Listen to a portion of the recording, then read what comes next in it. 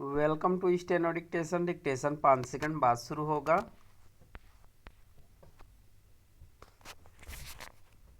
Start. चुनाव प्रचार के समय जब इसकी चर्चा होती है कि प्रमुख दलों के नेताओं की गतिविधियां क्या हैं और वे अपनी चुनावी सभाओं में क्या कह रहे हैं, तब बिहार में महागठबंधन और विशेष रूप से उसके एक प्रमुख घटक कांग्रेस के बीच यह प्रश्न उठ रहा है कि आखिर राहुल गांधी प्रचार के लिए आने में देरी क्यों कर रहे हैं। राहुल गांधी ने वोटर अधिकार यात्रा के नाम पर बिहार में जोर शोर से चुनाव प्रचार करना शुरू किया था।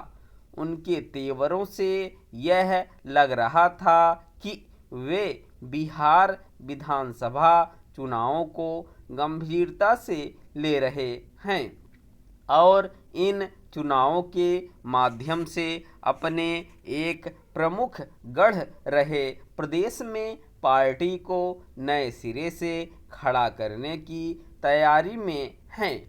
लेकिन पता नहीं ऐसा क्या हुआ कि उन्होंने एक लंबे समय से बिहार की ओर रुख ही नहीं किया। उनकी पिछली बिहार यात्रा करीब 2 महीने पहले हुई थी। इस बीच प्रधानमंत्री समेत भाजपा के कई प्रमुख नेताओं ने बिहार में भाजपा की चुनावी सभाओं को संबोधित किया और तेजस्वी यादव ने भी अपनी सक्रियता दिखाई।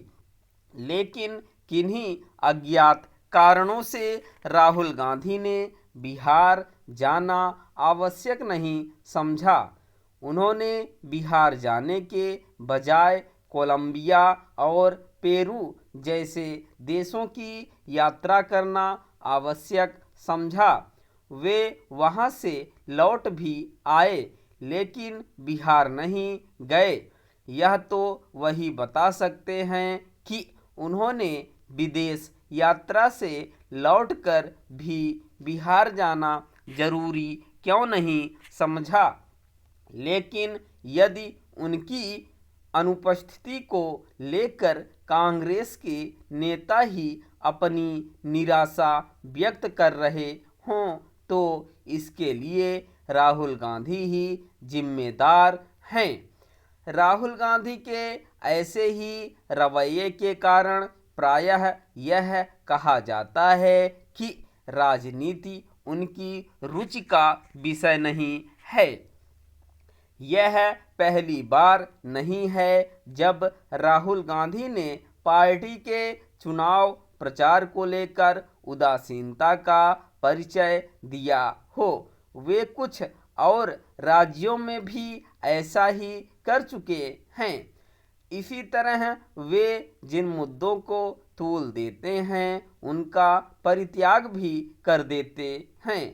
एक ऐसे समय जब कांग्रेस अपने खोए हुए जनाधार को फिर से हासिल करने के लिए हाथ पैर मार रही है, तब राहुल गांधी का रवैया पार्टी के लिए नुकसानदायक ही है। वे केवल कांग्रेस की संभावनाओं को ही स्याह करने का काम नहीं कर रहे हैं बल्कि महागठबंधन में सब कुछ ठीक न होने का भी संदेश दे रहे हैं। इस संदर्भ में इसकी अनदेखी नहीं की जा सकती कि कांग्रेस ने तेजस्वी यादव को मुख्यमंत्री का चेहरा घोषित करने में अनावश्यक देर की।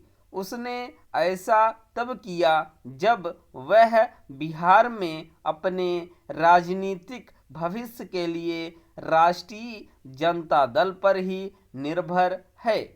समझना कठिन है कि इस निर्भरता के बाद भी उसने समय रहते तेजस्वी यादव को मुख्यमंत्री पद का दावेदार घोषित करने का फैसला क्यों नहीं किया? स्टॉप।